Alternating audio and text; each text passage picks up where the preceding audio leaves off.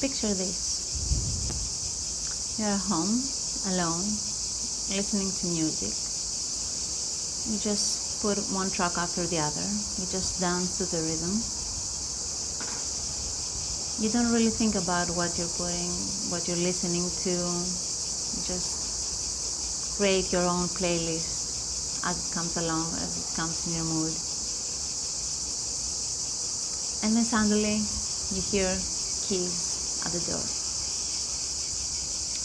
All of a sudden you feel almost in a panic mode, quickly stopping the music or dimming it a bit down. Stop dancing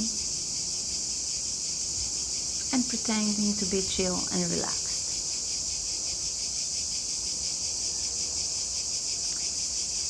You greet the person entering the room. You continue perhaps listening to the music or playing the music, but then you become a bit more conscious about the songs you listen to. Unconsciously, you choose the songs based on how perhaps the other person will judge them. Perhaps they will also make some comments about the music you're listening to or the song you chose in the moment, or whether you want to move your body. Perhaps they will make fun of it, perhaps they will like it and will make a positive comment. But whatever they will do, it will affect you, either positively or negatively.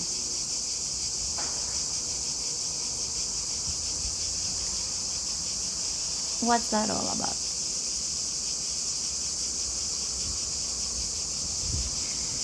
What has just happened? Did you even notice? And if you did you just dismiss it as something normal?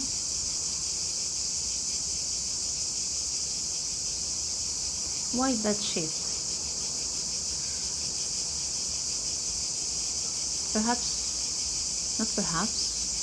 This shift most likely has nothing to do with the other person. Perhaps they don't even think about what type of music you're listening to, or they don't even judge you. But somehow you will think they will do.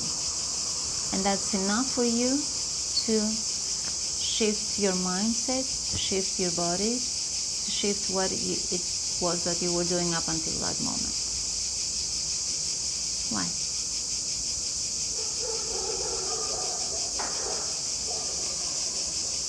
That's exactly the moment where you are afraid to be seen.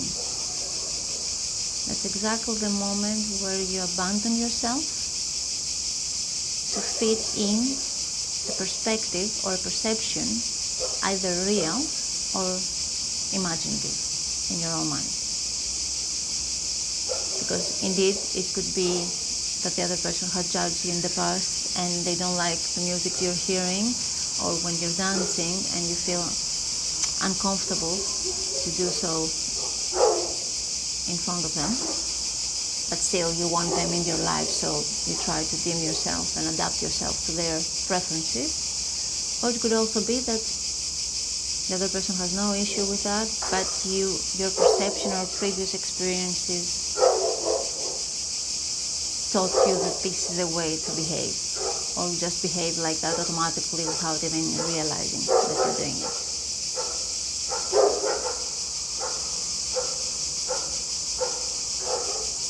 Essentially, this all comes down to the wounding about feeling abandoned and rejected. Because when we feel rejected, it's often the case that other people don't like us, or they will leave us, we'll lose the connection. And in order to keep the connection, we adapt ourselves. We abandon ourselves, essentially. I know it's a bit harsh word to say abandon yourself, But when you already reject parts of yourself, or not allowing yourself to express your truth in that moment, your truth in this case would be to just keep dancing and keep listening to the music that you listen to, regardless of what other people may think.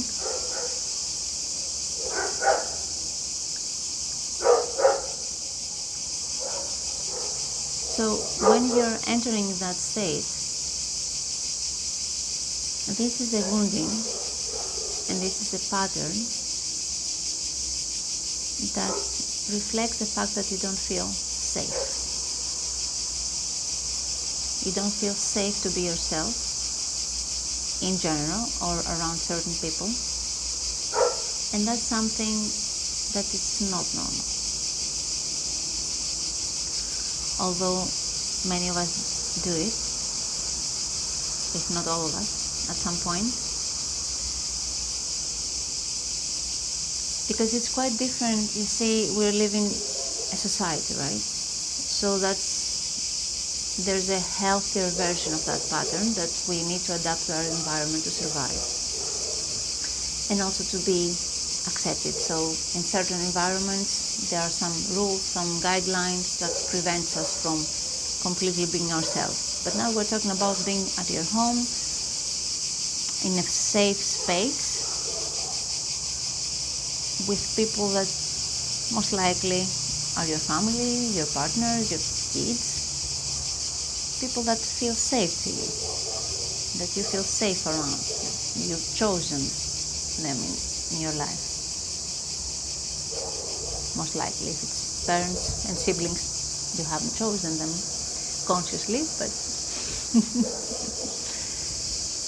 still, they're safer than other people, perhaps. In either case, the message I want to get across is just notice yourself when you're in those patterns. How often does that happen? Around which people? Is specific people where you feel you need to dim yourself or shift yourself or abandon yourself around to connect? Can you try next time that you notice a pattern to try to lean in and resist the tendency to shift yourself? Or at least sit and experience the discomfort that even that thought brings up to you, for you.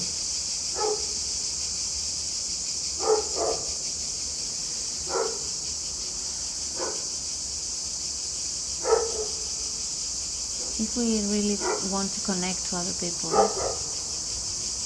we need first to connect to ourselves. And in order to connect to ourselves, we need to feel safe enough to experience who we are fully, to see who we are, to understand who we are, and ultimately share that with the world around us, slowly and steadily. And yes, some connections will fall through because they are most likely there for our adaptations rather than our wholeness. But it's not them, it's us that we haven't been feeling safe all this time to share who we are truly with other people. That's all about self-awareness. That's what self-awareness can do for you. And it's really worth the trouble, the effort and the commitment to yourself, to ourselves, to go through this process. So just start noticing. Just start noticing your patterns. And give that space and time for yourself to question. This is the process of actually coming back to yourself, connecting with yourself, and truly connecting to others as well. Take care.